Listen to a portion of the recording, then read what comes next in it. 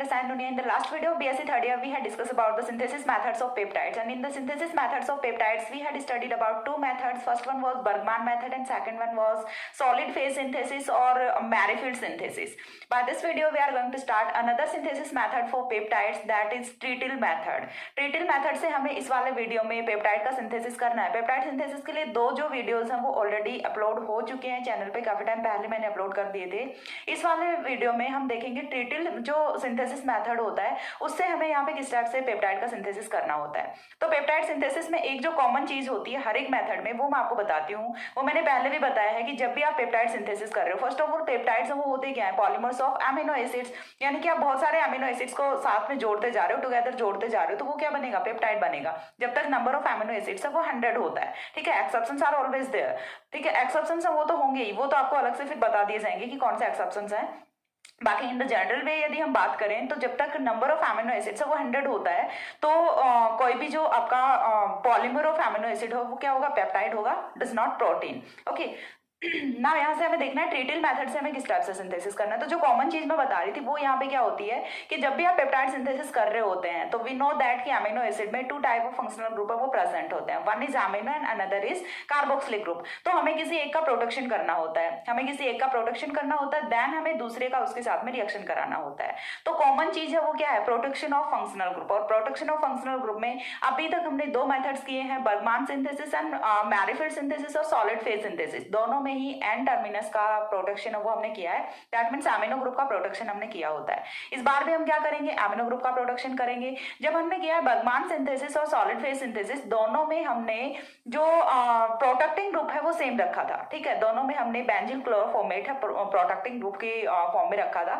यहाँ पे हमें जो प्रोटेक्टिंग ग्रुप है वो चेंज करना है एंड प्रोटेक्टिंग ग्रुप के नेम के बिहाफ पे यहाँ पे जो सिंथेसिस मेथड है उसका नेम दिया गया है. ठीक है, हम यहाँ पे बोल रहे हैं ट्रीटिल मेथड, यानी कि यहाँ पे जो प्रोटेक्टिंग ग्रुप यूज होने वाला है वो कौन सा होगा, ट्रीटिल क्लोराइड होगा. Trityl chloride is used as the protecting group for N terminus. That's why it is said to be trityl method. तो यहाँ पे रिएक्शन सिर्फ देखनी है, स्टेटमेंट वगैरह देखना नहीं होता इन वाले मेथड्स में, रिएक्शन ही देखनी होती है हमें. तो सबसे पहली चीज मैं आपको आउटलाइन बताती हूँ कि कैसे कैसे क्या क्या करना है आपको. फर्स्ट ऑफ ऑल हमें क्या चाहिए, एमिनो एसिड चाहिए. एमिनो एसिड को लेके हमें क्या करना होता है, उसका प्रोटेक्शन कराना होता है. प्रोटेक्शन कराएंगे, ठीक है, प्रोटेक्शन हो जाएगा. प्रोटेक्शन होने के बाद एक फंक्शनल ग्रुप का तो प्रोटेक्शन हो जाएगा, दूसरे पे हम किसी अनदर एमिनो एसिड के रिएक्शन कराते हैं. एंड यही जो प्रोसेस है ये हम चलाते जाते हैं जितना जब तक कि हमें डिजायरेबल लेंथ का पॉलीपेप्टाइड है वो ऑब्टेन नहीं हो जाता. सो लेट्स सी करते हैं रिएक्शन, किस टाइप से रिएक्शन होनी है. तो first of all third method है ये, पेप्टाइड सिंथेसिस का थर्ड मेथड है, नॉट फर्स्ट मेथड. ठीक है, दो जो मेथड्स हैं वो आप पहले जाके देख के आइएगा in the playlist of peptides for BSc third year. ठीक है, तो ये वाला जो है ये थर्ड मेथड है, ट्रीटिल मेथड. ट्रीटिल मेथड. अब ट्रीटिल मेथड में आपको करना क्या होता है वो चीज देखते हैं. ट्रीटिल मेथड है वो आपको यहाँ से करना है. ट्रीटिल मेथड में क्या करोगे, फर्स्ट ऑफ ऑल हम यहाँ से लेते हैं ट्रीटिल क्लोराइड, क्योंकि वही तो हमें चाहिए. तो ट्रीटिल क्लोराइड है वो आपका क्या होता है, देखिए यहाँ से CCl C6H5. ट्राइफेनिल मैथिल क्लोराइड जो होता है ये क्या है, ट्राइफेनिल है मैथिल क्लोराइड, इसी को हम क्या बोलते हैं, ट्रीटिल क्लोराइड बोलते हैं. ये क्या होता है आपका triphenyl methyl chloride. Triphenyl methyl chloride is said to be trityl chloride. अब इसकी रिएक्शन है वो हमें किसके साथ में करानी होती है, देखो अगेन मैं यहाँ से एन टर्मिनस है अपना, उसको इसी साइड पे लिख रही हूँ. NH2 हो गया, NHH को हम इस टाइप से लिख सकते हैं, NH2 ही है ये. उसके बाद हम क्या ले रहे हैं, कोई भी अमीनो एसिड हम रख सकते हैं, लाइक हमने यहाँ से रखा CHCS3. ठीक है, CHCS3 एंड देन हमने यहाँ से रखा COOH आएगा, COOH यहाँ पे आएगा. अब उसके बाद हम यहाँ पे COOH ना रख के और क्या रख रहे हैं, COOET रख रहे हैं. इसका रीजन भी मैं आपको बताती हूँ. देखिए हमने यहाँ पे एक जनरल सा अमीनो एसिड रखा है और जनरल सा अमीनो एसिड है वो हमारा कौन सा है, NH2CHCS3 COOH. एलानिन होता है ये. ठीक है, ये तो एलानिन होता है. अब इसका आपको क्या करना है, इसका आपको डायरेक्ट आपने एलानिन की फॉर्म में नहीं रखा, आपने इसे एस्टर की फॉर्म में रखा. और एस्टर की फॉर्म में रखने का रीजन क्या होता है, क्योंकि देखिए हम प्रोटेक्टिंग ग्रुप है वो कौन सा यूज कर रहे हैं, ट्राइफेनिल मैथिल क्लोराइड यूज कर रहे हैं, यानी कि ट्रीटिल क्लोराइड यूज कर रहे हैं. अब जो ट्रीटिल क्लोराइड हम यूज कर रहे हैं तो यहाँ पे कौन है, क्लोरीन है आपका. ठीक है, यहाँ पे कौन है, क्लोरीन है। तो ये जो क्लोरीन है ये इस वाले हाइड्रोजन के साथ में भी तो रिएक्ट कर सकता है, तो इसलिए हम इसका पहले से ही डंडा खत्म करके आते हैं कि इसके साथ रिएक्ट ही ना करें, इसे हम पहले से ही एस्टर की फॉर्म में लेके आते हैं। ठीक है, इसे हमने पहले से ही एस्टर की फॉर्म में रखा है सो दैट अभी रिएक्शन करने के लिए सिर्फ एक ही पोजीशन बचती है, दैट इज एमिनो पोजीशन। ठीक है, सिर्फ एमिनो पोजीशन बचती है।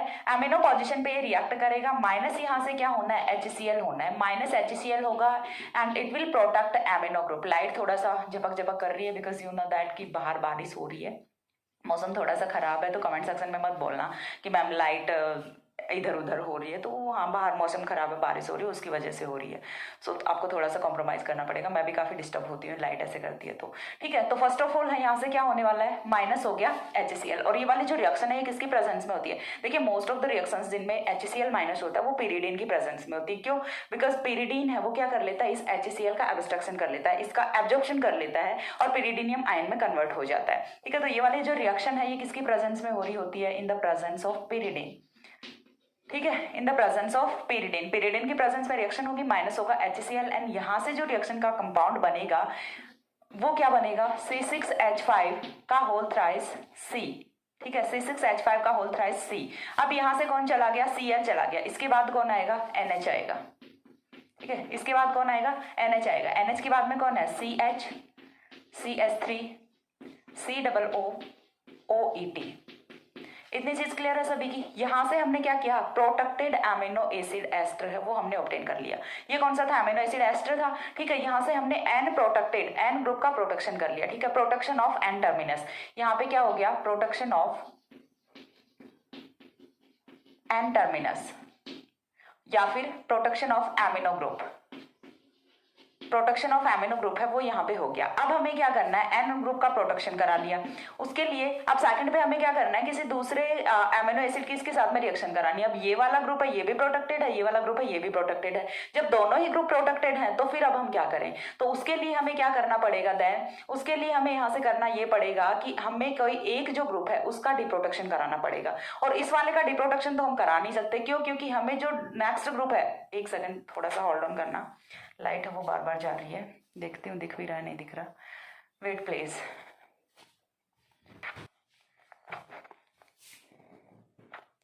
Okay sorted, so sorry.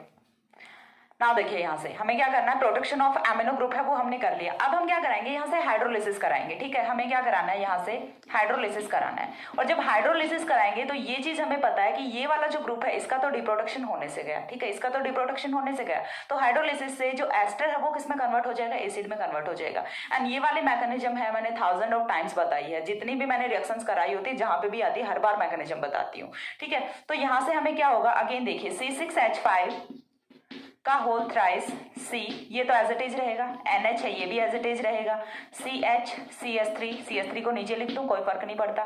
Then यहाँ से क्या होगा, C double bond O, OH हो जाएगा। क्यों, क्योंकि यहाँ से जो एस्टर था ये कन्वर्ट किस में हो गया, एसिड में कन्वर्ट हो गया। Ester is converted into acid. और माइनस यहाँ से क्या हो जाएगा, ETOH हो जाएगा। माइनस यहाँ से क्या होगा, इथेनॉल का एक मॉलिक्यूल है वो यहाँ से एलिमिनेट हो जाता है। नाउ हमें क्या करना है, देखिए यहाँ पे क्या आ गया अपने पास में, हमारा जो एन प्रोटेक्टेड एमिनो एसिड है वो हमें ऑब्टेन हो गया। ये क्या होता है, एन प्रोटेक्टेड एमिनो एसिड होता है, एन प्रोटेक्टेड एमिनो एसिड।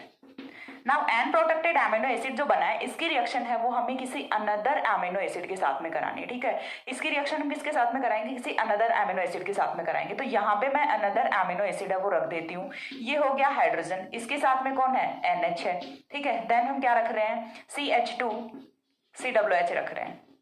ठीक है, ग्लाइसिन हमने रख दिया यहाँ से, NH2 CH2 COOH। ना यहाँ से क्या होगा, माइनस क्या होना है, H2O होना है। माइनस क्या होगा, H2O होगा। चलिए हो गया माइनस H2O। माइनस H2O होने के बाद में यहाँ से बनेगा क्या, देखो इस टाइप का कंपाउंड यहाँ से फॉर्म होना होता है, डाइपेप्टाइड की फॉर्मेशन होती है, एन प्रोटेक्टेड डाइपेप्टाइड की फॉर्मेशन होती है। C6H5 का thrice C, NH, CH, CH3, C double bond O, NH, CS2, COOH, CS2, COOH। देखिए ये जो टर्मिनोलॉजी मैं बोल रही हूँ बार बार, an protected and so on, ये जो भी चीजें हैं, यदि आपने पहले वाले वीडियोस देखे हैं तो फिर आपको बिल्कुल प्रॉब्लम नहीं आ रही। ये वाला जो है ये अपना अनदर एमिनो एसिड है, दैट इज ग्लाइसिन। ठीक है, ग्लाइसिन है। पहला हमने एलानिन का एस्टर लिया था, दूसरा हमने ग्लाइसिन लिया है। अब यहाँ से देखिए, यदि हम इतने ग्रुप को छोड़ के देखें तो ये क्या बन गया, डाइपेप्टाइड बन गया। और डाइपेप्टाइड क्यों बोल रहे हैं हम इसे, बिकॉज यहाँ पे नंबर ऑफ पेप्टाइड बॉन्ड है वो कितना है, 1 है। नंबर ऑफ पेप्टाइड बॉन्ड है वो कितना है, 1 है। That's why it is said to be dipeptide. And dipeptide open तो नहीं है, ये डाइपेप्टाइड के साथ में कौन है, एन ग्रुप है, वो प्रोटेक्टेड है। तो ये कौन सा होगा, एन प्रोटेक्टेड डाइपेप्टाइड होगा, N protected dipeptide. This is N protected dipeptide. अब एन प्रोटेक्टेड डाइपेप्टाइड की जब फॉर्मेशन हो गई तो लास्ट में हम क्या करें, देखिए सिर्फ हमें एन ग्रुप है उसका डिप्रोटेक्शन करना है, फिर हमारा काम हो जाएगा। अब यहां से हम क्या करेंगे, एन ग्रुप का डिप्रोटेक्शन करेंगे। एन ग्रुप का डिप्रोटेक्शन है वो हम किससे कर देते हैं, रिडक्शन से कर देते हैं। हमने क्या ले लिया, H2 ले लिया और साथ में पैलेडियम चारकोल ले लिया। अब इसका रिडक्शन कराएंगे, तो रिडक्शन कराएंगे तो सिर्फ इसी वाली पोजीशन पे होना है। एक हाइड्रोजन इधर आएगा, दूसरा हाइड्रोजन इधर आएगा। जैसे ही यहाँ पे हाइड्रोजन आता है तो यहाँ से फॉर्मेशन किसकी होती है, ट्राइफेनिल मीथेन की फॉर्मेशन होती है। देखिए यहाँ से एक ग्रुप है ये, तो ये बनेगा CH C6H5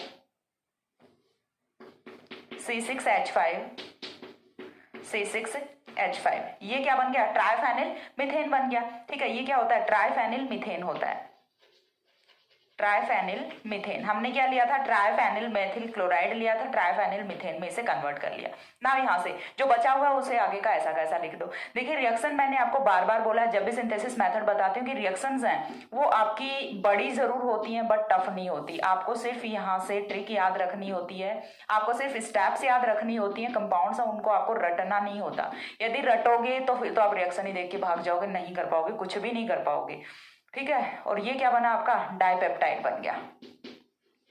इस बार यहाँ से आपका डाइपेप्टाइड ऑब्टेन हो गया। यदि आपको फिर से रिएक्शन करानी है तो फिर से आप क्या करो, पहले यहाँ से इसका एस्टर लो, एस्टर लेने के बाद फिर से ट्रिटिल क्लोराइड के साथ में रिएक्शन कराओ। बट जो जनरली हम मेथड्स यूज कर रहे हैं वो डाइपेप्टाइड तक ही होते हैं। जैसे हमने जो सॉलिड फेज सिंथेसिस किया था उसमें मैंने आपको बताया था कि सबसे जो यूजफुल मेथड है वो यही रहा है, सॉलिड फेज सिंथेसिस, जिससे कि 121 एमिनो एसिड के साथ में राइबोन्यूक्लियेज जो प्रोटीन होता है उसका सिंथेसिस किया गया था सॉलिड फेज सिंथेसिस से।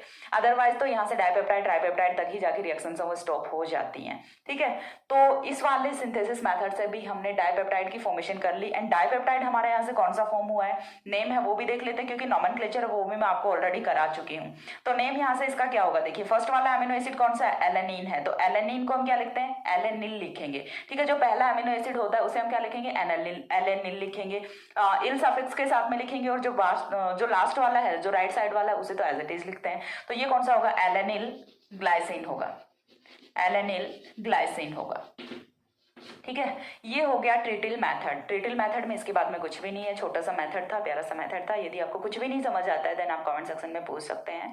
एंड पेप्टाइड है वो जल्दी जल्दी कंप्लीट करेंगे। कुछ 4 मेथड्स हैं वो और रहते हैं, सिहान मेथड रहता है, एजलैक्टॉन मेथड रहता है, एंड 1-2 मेथड्स और हैं जो जल्दी जल्दी कंप्लीट करके एंड देन हम यहाँ से एन टर्मिनस और सी टर्मिनस का डिटर्मिनेशन है वो स्टार्ट करेंगे, जो कि इंपॉर्टेंट है, उस पर क्वेश्चन से वो पूछे जाते हैं।